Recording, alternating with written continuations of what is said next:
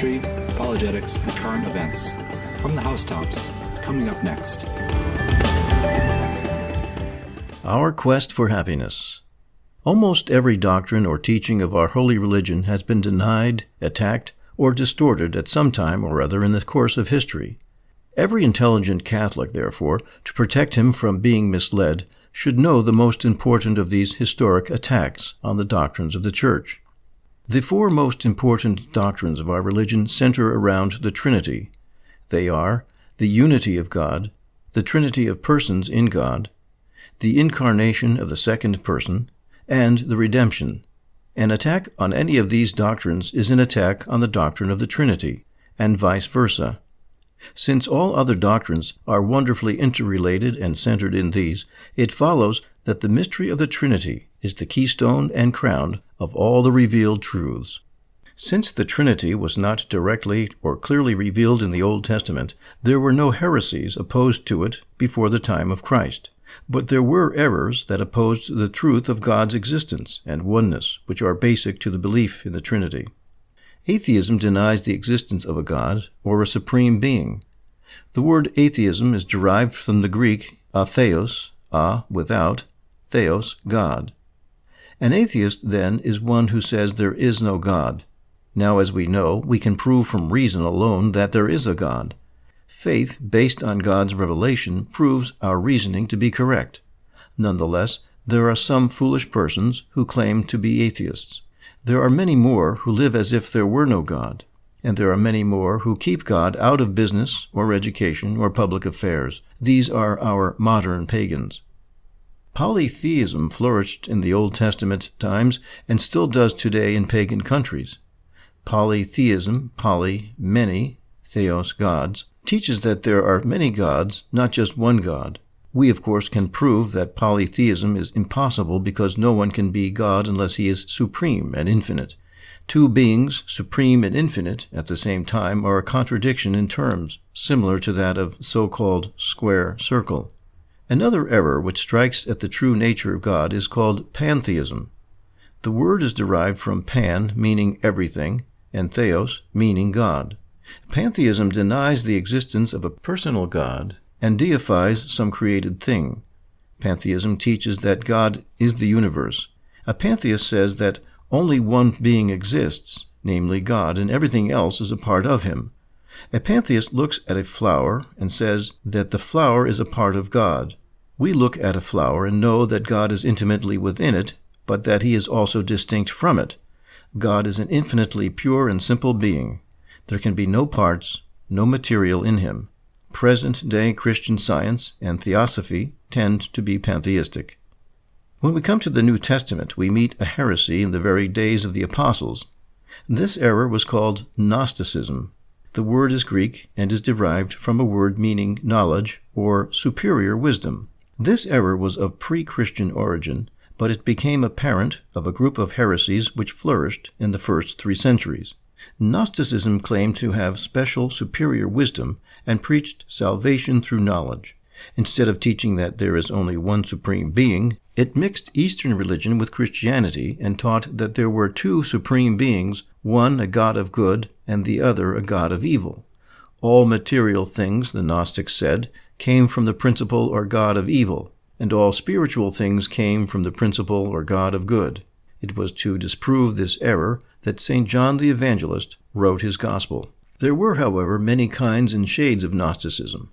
One in particular was the Manichaean heresy, or Manichaeism. The founder of this religion was Manes, a Persian who lived in the latter half of the 3rd century of the Christian era. Manichaeism, like other varieties of Gnosticism, taught that there were 2 supreme principles or fountainheads, one of good, the other of evil, one of light, the other of darkness. It rejected faith and mysteries, including the doctrines of the Incarnation and of the redemption, and claimed to base all its teaching on reason. Accordingly, it was also a form of rationalism, that is, a religion based not on faith and reason, but on reason alone. From the Housetops Radio is produced by the Slaves of the Immaculate Heart of Mary of St. Benedict Center, Still River, Massachusetts.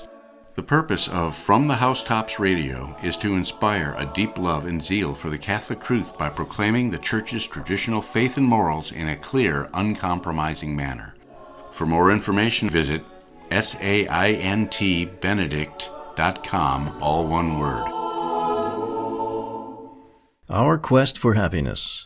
The strongest and most devastating heresy that attacked the early Church was Arianism, which flourished in the 4th century. Arius, a priest of Alexandria, began to preach a doctrine which has taken its name from him. He taught that Christ is not divine, and that the Son has not always existed, but that he was created. Hence, according to Arius, the Son is not co-equal with the Father, but inferior to him, not being of the same substance or nature as God. The Council of Nicaea in Asia Minor condemned Arius as a heretic and defined the Church's position on the question. This definition is summarized in the Nicene Creed, which was issued by the Council to supplement the Apostles' Creed and to explain the second article concerning Jesus Christ, which the Arians had attacked. In the 4th century also, a certain Macedonius, Bishop of Constantinople, began to preach an error which was closely allied with Arianism. Macedonius held that the Holy Spirit is not divine.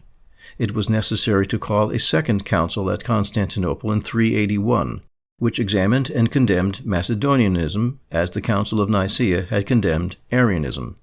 This council completed the creed begun at Nicaea by adding to the last 5 articles more detailed explanations of the doctrines concerning the Holy Spirit and the Church. This complete creed is known as the Niceno-Constantinopolitan Creed, or simply the Nicene Creed. This is the one which is used in the Mass. These are some of the early mistakes or heresies which attacked the truths of God's unity or Trinity, and which the Church condemned as contrary to the doctrine taught by Jesus Christ. Each one of them has caused the Church to define or explain some important point, and has served, therefore, to increase our knowledge and make the true faith taught by the Church stand out with greater clearness. There are also several modern errors which we will mention briefly. We should know about them, too. Unitarianism denies the Trinity and stresses the unity of God, hence the name. There are many Unitarians in the United States today. Many of them pass for Protestants or Christians. They are not Christians, however, for they reject the Trinity and deny the divinity of Jesus Christ and the truths he revealed, especially the fall of man and the consequent need of redemption and the sacraments. The basis of their religion is purely rational, that is, it rests on reason alone. Agnosticism is a timid first cousin of atheism. Agnosticism is derived from Greek words meaning without knowledge. Agnostics do not want to commit themselves one way or another, either to believe or to disbelieve in God. Consequently, they say, perhaps there is a God, but one cannot know for sure. Did you ever hear the famous agnostic's prayer? O God, if there is a God, save my soul if I have a soul. Normal minds can have but little patience with agnosticism. Lastly, let us mention Protestantism, the name given to all those heresies which developed as a result of the religious revolt of the 16th century. Protestants teach that everyone should read the Bible and interpret it for himself. As a result, they do not agree in their own ranks as to just what is to be believed. Indeed, the number of Protestants who believe in the Trinity is diminishing rapidly, and many who profess to believe in it have only a vague notion of what the Trinity means. Therefore, there are many Protestants, including Protestant ministers, who either doubt or deny Christ's divinity, and so can hardly be considered Christians. We who have the grand and unmerited gift of the faith have a duty of charity to pray for these poor people, that they may be drawn within the one true fold of the Catholic Church. Above all, we should show them, by our lives as well as by our words, what it means to possess the true faith. Many souls are weary of the uncertain, vague, and watered-down religion that is offered them, and truly hunger for Christ's true doctrines and his helping grace. Many converts complain that they would have entered the Church long before if they had only been asked or had known what it was. Are you, through timidity, human respect, thoughtlessness, cowardice, or through sheer indifference, depriving your neighbor of the consolation of knowing the truth about the Trinity? We'll be back with more from the Housetops after this break. I only have one station on all the time. It is EWTN, but 89.3 is what I listen to because I want to be with the Lord every single day and every single minute. So, Lord, please keep 89.3 on air and strong and getting stronger every day. Thank you, 89.3. So we're here at Sacred Hearts Church, and I ran into a very dear friend, Deacon Patino. Deacon, it's the summer and people's faith is getting cold while the heat is coming. What can people do to stimulate and rise up their level of love for God in the summer when it's so hot? I think that the most important thing right now is to become closer to the Eucharist, to Jesus and the Blessed Sacrament. For those Catholics that have fallen away, for those Catholics that want to find a reason why to come to church, the best and the greatest gift that the Lord has given to us is His presence, body, soul, and divinity in the Holy Eucharist. So I encourage all of you to come before Jesus in the presence, in the tabernacle, and talk to Him, and let Him talk to you. Jesus wants to hear you. So I invite all of you to come before the Blessed Sacrament and pray and talk to Him and tell Him how much you love Him. God bless you all. On the WQPH Community Calendar. Help save lives in Boston at 40 Days for Life from September 25th to November 3rd. All events will take place outside Planned Parenthood at 1055 Commonwealth Avenue in Boston, Massachusetts. The campaign will kick off on Wednesday, September 25th at 2 p.m., and after a variety of vigils, will conclude with a celebration of life on Sunday, November 3rd at 2 p.m. See the entire list of events on the 40 Days for Life visual calendar, 40daysforlife.com/Boston. That's 40daysforlife.com/Boston. Contact Rita Russo at 781-762-4391, 781-762-4391, or email her at 40daysforlifeboston@gmail.com. Together, we can make a difference. On the WQPH Community Calendar. If you haven't signed up already about the trip to the National Shrine of Divine Mercy on St. Faustina's Feast Day, that's going to be Saturday, October 5th. We're going to the National Shrine of Divine Mercy. Expected to arrive at 10:45 and return by 7 p.m. You want to register and send your payment to Marianne Harrell, Post Office Box 589 in Medford, Mass. 02155. Marianne Harrell, Post Office Box 589 in Medford, Mass. 02155. The return trip boards at 4:30 p.m. The bus is going to depart at Medford at 7:30 a.m. sharp. You're going to want to dress warm if you come. And of course, it'll be stopping at Fitchburg to pick up another load. I do not know the time of the Fitchburg pickup. Also, I want to remind you that we are getting closer, only a few weeks away, from an event that the Knights of Columbus are having at St. Bernard's Parish at St. Camilla's Church. It's going to start September 18th. It's going to be a series of events with The Chosen. We're going to be showing the first episode of The Chosen at the church. There'll be refreshments. Then after the episode, which is going to broadcast at 7 o'clock, Father Dolan will talk a little bit about it in terms of the Catholic faith. So if that's something that interests you, you're going to want to be down there for 6:30, doors open, 7 o'clock for the episode, and then the discussion. On the WQPH Community Calendar. What does empowerment truly look like for women in need in a post-Roe world? Join New Hampshire Right to Life on Tuesday, October 8th for Empowering Women for Life benefit banquet that will take place at the Grappone Conference Center at 70 Constitution Avenue in Concord, New Hampshire, featuring a special guest speaker Abby Johnson, former Planned Parenthood manager turned pro-life advocate. The evening will have dinner and speaker and a reception. Early bird prices continue before August 22nd.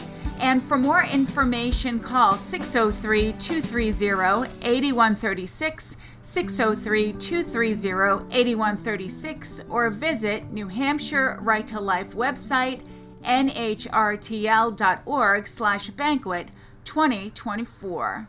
Hello, this is Keith Lockhart of the Boston Pops asking you to support WQPH. Here's Connie Murphy to tell you how. Thank you very much, Keith Lockhart, director of the world-famous Boston Pops Orchestra. We certainly need your generous support. Simply write a check payable to WQPH and mail it to WQPH 89.3 FM, Post Office Box 589, Medford, Mass. 02155. Again, that's Post Office Box 589, Medford, Mass. 02155. Or you can go to our website, wqphradio.org, and hit the donate button. Welcome. You are listening to WQPH 89.3 FM, Catholic Radio. Open your hearts and minds to God's Word. True Devotion to the Blessed Virgin Mary by St. Louis de Montfort. Those who undertake this holy slavery should have a special devotion to the great mystery of the Incarnation of the Word, celebrated on March 25th.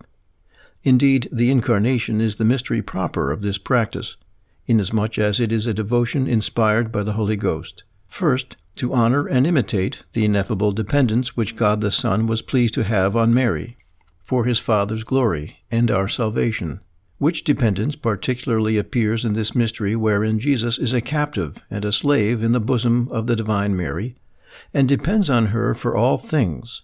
Secondly, to thank God for the incomparable graces he has given to Mary, and particularly for having chosen her to be his most holy mother, which choice was made in this mystery. These are the two principal ends of the slavery of Jesus in Mary. Have the goodness to observe that I generally say the slave of Jesus in Mary, the slavery of Jesus in Mary. I might, in good truth, as many have done before, say the slave of Mary, the slavery of the Holy Virgin, but I think it better to say the slave of Jesus in Mary, as Father Tronson, Superior General of the Seminary of St. Sulpice, renowned for his rare prudence and consummate piety, counseled to an ecclesiastic who consulted him on the subject. The following were the reasons. First, as we are living in an age of intellectual pride, and there are all around us numbers of puffed-up scholars and conceited and critical spirits who have plenty to say against the best established and most solid practices of piety, it is better for us not to give them any needless occasion of criticism. Hence it is better for us to say, the slavery of Jesus in Mary, and call ourselves the slaves of Jesus Christ, rather than the slaves of Mary, taking the denomination of our devotion rather from its last end, which is Jesus Christ, than from the road and the means to the end, which is Mary. Though I repeat that in truth we may do either, as I have done myself.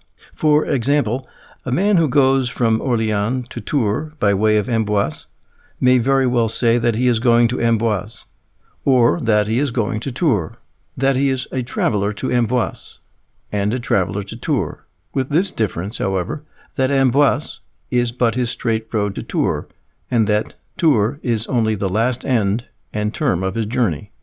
A second reason is that the principal mystery we celebrate and honor in this devotion is the mystery of the Incarnation, wherein we can see Jesus only in Mary, and incarnate in her bosom. Hence it is more to the purpose to speak of the slavery of Jesus in Mary, and of Jesus residing and reigning in Mary, according to that beautiful prayer of so many great men, O Jesus, living in Mary, come and live in us in thy spirit of sanctity. Another reason is that this manner of speaking sets forth still more the intimate union between Jesus and Mary. They are so intimately united that one is altogether in the other. Jesus is altogether in Mary, and Mary is altogether in Jesus. Or rather, she exists no more, but Jesus alone is in her, and it were easier to separate the light from the sun than Mary from Jesus, so that we might call our Lord Jesus of Mary, and our Blessed Lady Mary of Jesus. Time would not permit me to stop now to explain the excellences and the grandeurs of the mystery of Jesus living and reigning in Mary, in other words, of the Incarnation of the Word. I will content myself with saying these few words. We have here the first mystery of Jesus Christ, the most hidden, the most exalted, and the least known. It is in this mystery that Jesus in his mother's womb, which is for that very reason called by the saints the cabinet of the secrets of God, has, in concert with Mary, chosen all the elect. It is in this mystery that he has wrought all the other mysteries of his life by the acceptance which he has made of them. When he cometh into the world, he saith, Behold, I come to do thy will, O God. Hebrews 10:5. Hence, this mystery is an abridgment of all mysteries, and contains the will and grace of all. Finally, this mystery is the throne of the mercy, of the liberality, and of the glory of God.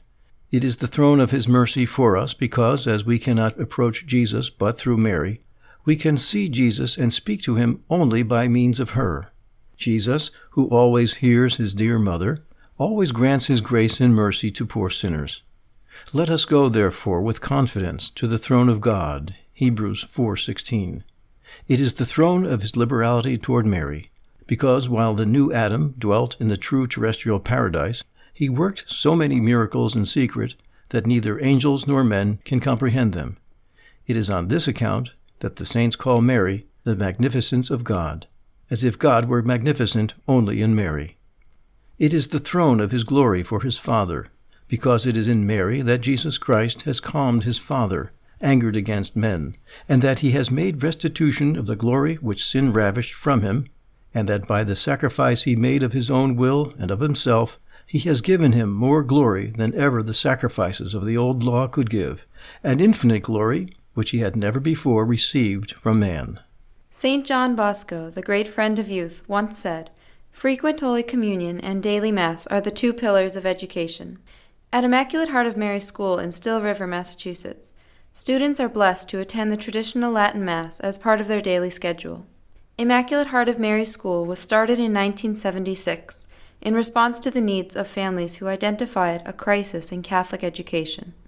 To the present day, the brothers and sisters of the Slaves of the Immaculate Heart of Mary continue their educational mission. Immaculate Heart of Mary School, grades 1 through 12, teaches the Catholic faith and its spiritual goals with no apologies. Immaculate Heart of Mary School, preserving traditional Catholic education. For more information, contact immaculateheartschool.org. Though they were afraid to ask, I think many people would like to know the reasons why some men and women devote themselves to God in religious life. Men and women devote themselves to God to consecrate their whole life in a special way to God, who is infinitely worthy of total love and service. To protect themselves from the corrupting influences of the world which easily lead to sin and to damnation. To atone for past sins and to make salvation the chief object of life. To make reparation for the supreme dishonor offered by so many who, despising God, love and serve themselves, and worse, Satan. To make reparation for the sins of the world, especially for those who neglect or refuse the grace of the call to religious life. Men and women devote themselves to God to join the ranks of the church militant, who fight on the front lines for God and for his church. To live the evangelical counsels in imitation of Christ's poverty, chastity, and obedience in the peace and order of a structured life. To live in close proximity to the Blessed Sacrament, and to receive the great blessings of daily Mass and frequent reception of the sacraments. And why become a slave of the Immaculate Heart of Mary in particular? All of the above, plus the satisfaction of knowing that by your total consecration to Mary, you join her in the age-old conflict against the serpent that will end with the triumph of her Immaculate Heart and the crushing of his head. For more information about the Slaves of the Immaculate Heart of Mary, contact saintbenedict.com. That's S-A-I-N-T, benedict.com. Mary's sacramentals should be an important part of every devout Catholic's life. The Holy Rosary, the brown scapular, and the miraculous medal. The Rosary was given by Our Lady in 1214 to St. Dominic, who was the founder of the Order of Preachers. St. Dominic said of this devotion, "One day, through the Rosary and the brown scapular, Our Lady will save the world." Padre Pio said, "The Rosary is the weapon for these times." And St. Louis de Montfort, "The Hail Mary is the powerful weapon which puts the devils to flight and fills the soul with every grace." Lucia, who saw the Blessed Virgin Mary at Fatima, said, "The Most Holy Virgin in these last times in which we live has given a new efficacy to the recitation of the Rosary, to such an extent that there is no problem, no matter how difficult it is, whether temporal or above all spiritual, in the personal life of each one of us that cannot be solved by the rosary. There is no problem, I tell you, no matter how difficult it is, that we cannot resolve by the prayer of the Holy Rosary. The brown scapular is a most powerful sacramental given to us by our Blessed Mother. Our Lady of Mount Carmel appeared to St. Simon Stock in 1251 in England. As she handed him a brown woolen scapular, she said, "This shall be a privilege for you and all Carmelites, that anyone dying in this habit shall not suffer eternal fire." In time, the Church extended this magnificent privilege to all the laity who are willing to be invested in the brown scapular of the Carmelites and who perpetually wear it. Our Lady also appeared to Pope John XXII and said of those who wear the brown scapular, "I, the Mother of Grace, shall descend on the Saturday after their death, and whomsoever I shall find in purgatory, I shall free, so that I may lead them to the holy mountain of life everlasting." The miraculous medal was originally called the Medal of the Immaculate Conception. In 1830, during the apparitions in the chapel on Rue de Bac in Paris, our Blessed Mother presented the miraculous medal to Saint Catherine Labouré. She said, "Those who wear it, blessed around their necks, will receive great graces. The whole world will be overwhelmed by misfortunes of all kinds. All will seem lost, but I shall be with you," the Holy Virgin promised St. Catherine, who repeated this prophecy until her death. At the time of St. Catherine, distribution of the medal surpassed 1 billion. The innumerable conversions, cures, and cases of extraordinary protection quickly led to the medal being called the Miraculous Medal. From the Housetops is a Catholic magazine dedicated to the Immaculate Heart of Mary while promoting her cause in the present conflict with the powers of darkness. The issue, featuring St. Paul Miki and the Martyrs of Japan, relates the story of 26 uncompromising heroes of the faith who gave their lives for preaching the gospel of Christ. What was designed to be a terror tactic by the government turned out to be one of the most notable scenes of martyrdom throughout the centuries, planting the seed of faith deep into the heart of the Japanese people. To request your free copy of From the Housetops St. Paul Miki issue, email info@stbenedict.com.